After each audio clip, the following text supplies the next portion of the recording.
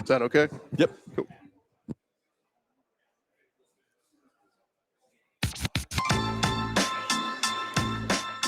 Run along here from SEC Media Days, and joining us now, the quarterback for the Kentucky Wildcats, Will Levis, sitting down with us.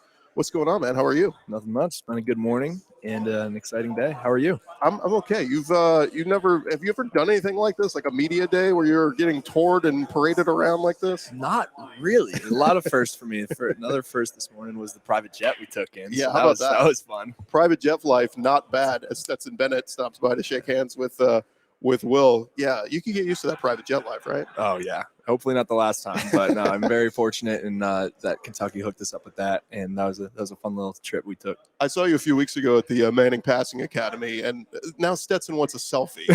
What is this? Yeah, you mentioned the Manning Passing Academy. That's where I get to know that clown. Right. But yeah, there was a lot of goofballs out there. You were sweating a lot. Oh yeah. Well, oh yeah.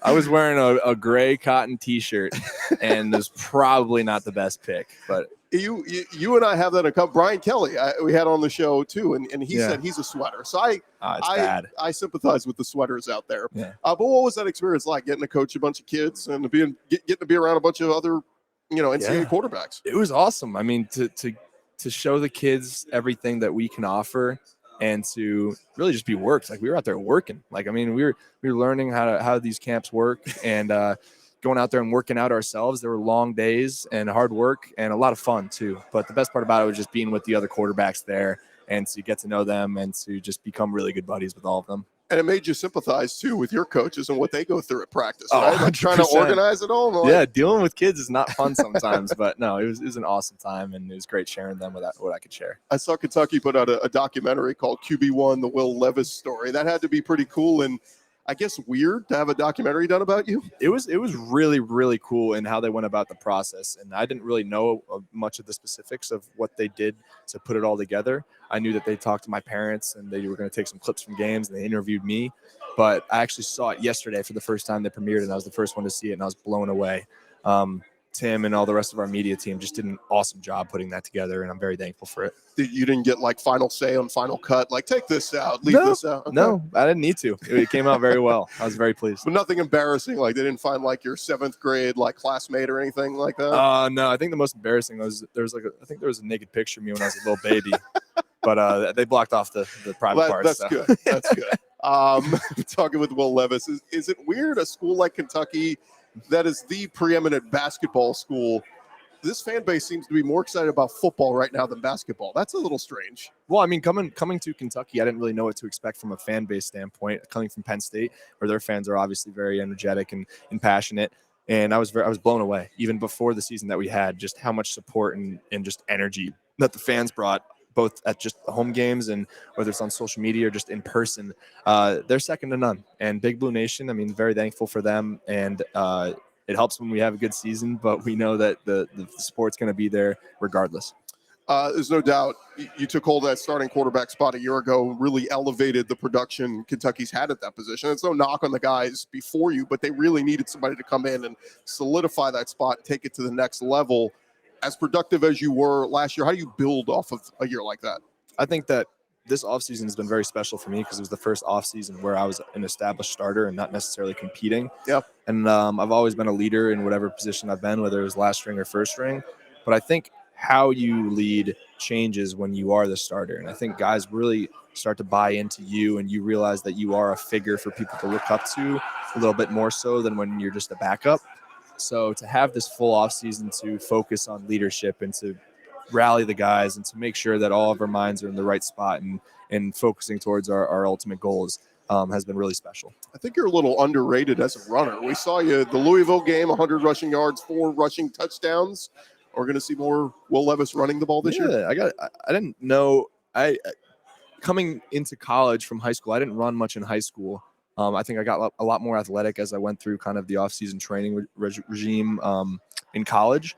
And I got a couple 100-yard rushing games under my belt right now, which is something I would have never thought coming out of high school. Right. But I'm going to use my legs when necessary. But I'm also going to slide a bit more. I think I need to work on not taking as many hits and protecting my body. Yeah, I mean, look, you want to be a tough football guy and take the big hit, but then when you get up, you're like, damn, that really hurt. No maybe doubt. I should slide next time. More L's down this year too?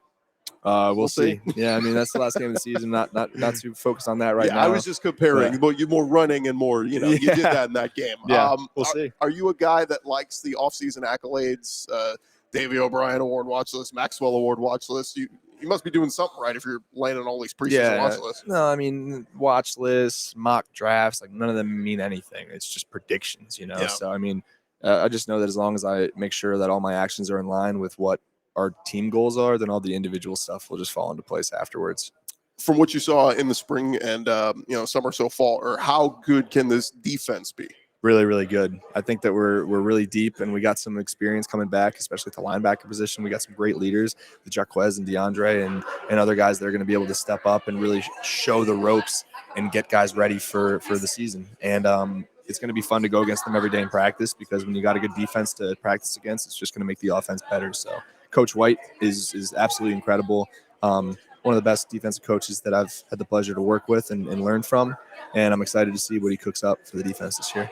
What's it been like getting to know Tavion Robinson so far? I know you lose one Robinson and Wandale, you get another Robinson and Tavion. Yeah. What's it been like getting to know him so far? Tay's awesome. I mean, for him to get here for spring was huge too, to kind of get there early, learn the playbook, and go throughout spring to develop as a player in this offense. Established himself as a starter pretty quickly. And I'm excited to throw a lot of balls to him this year. He's a playmaker, and ever since I saw his tape from Virginia Tech, I was excited, but working with him in person just makes me even more excited. Any of the freshmen wide receivers standing out to you so far? It's a good little crop.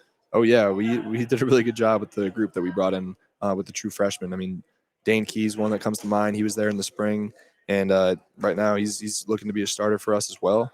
And he can do some things at the receiver position that some guy that we didn't really have last year, which is really going to be really cool. So I think our playbook is definitely going to be opened up with the depth that we have and just the skill that we have at our receiver position. I know you wear the protective thing in practice, when you're the quarterback, but has anybody messed up and accidentally hit you?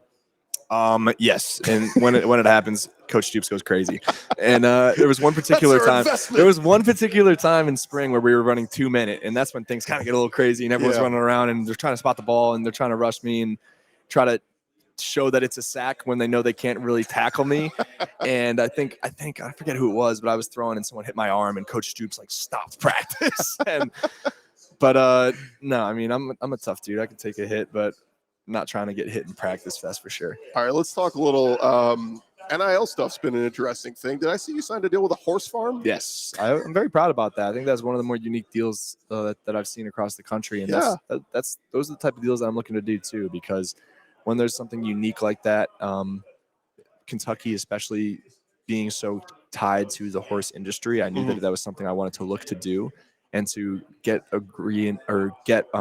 compliance's approval to do a deal with a horse breeding farm and to be connected with a farm pretty much for life is really, really cool, and something that not a lot of guys would ever have thought to do. So do you have is it just with the farm, or do you have an actual horse? It's the farm, but there's a specific horse that I promote, and the horse's name was War of Will. And that's so pretty cool. When we were looking through the thoroughbred catalog and we saw that, we were like, all right, that's the one. We called up Claiborne and made it happen, and it was a really cool connection, and to be tied to a horse is really cool. Has the horse raced yet?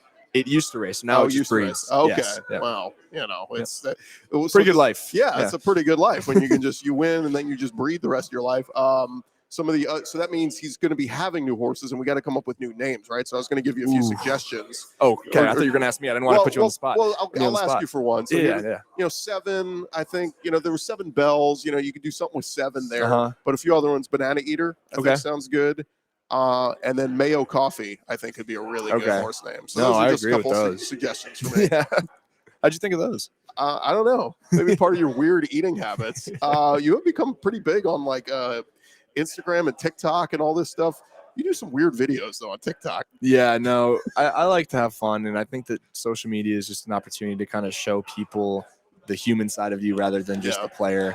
And I try to keep it light and keep it fun, and really use it to my advantage to just build my brand. And those things just kind of came up organically. And how I really see social media is if I think something's funny, then most likely someone else will. And if I can make someone laugh and make their day, then it means the world. You have my sense of humor, so I appreciate that. Last thing for you, give me a good Mark Stoops story, funny or whatever run-in that you've had with him so far. Funny Mark Stoops story, probably the lewd joke that he told us in a team meeting that I can't repeat, that had us all dying. But it was just so funny. Like usually he starts the team meeting, he's like, "All right, guys, here's the thing, blah blah blah." He's got that Midwest accent, right? He just walked in and was like, "All right, I got a joke for you guys," and it was I can't repeat it, but I had me dying. He's got the Midwest accent. How do you not have? You're from the Northeast, right? Northeast, Yeah, Connecticut. I've been told Connecticut has like the least accent of any state. That's if weird, that makes right? any sense. But no, I don't. I used to have a little bit of a Boston accent. I was gonna say no, not even any shades of Boston still in there. No. My grandparents, my dad does a little bit, but I couldn't pronounce drawer for a while. What is it again? Drawer. Oh, okay. Drawer. DRAWER. Yeah, That's how you say it. Yeah. Car. You don't say car. Ka. Yeah, No, I don't do that. He is Will Levis, starting quarterback for your Kentucky Wildcats. Will, thanks so much for the time, man. Appreciate it. Thank you. All right, we'll have more right after this.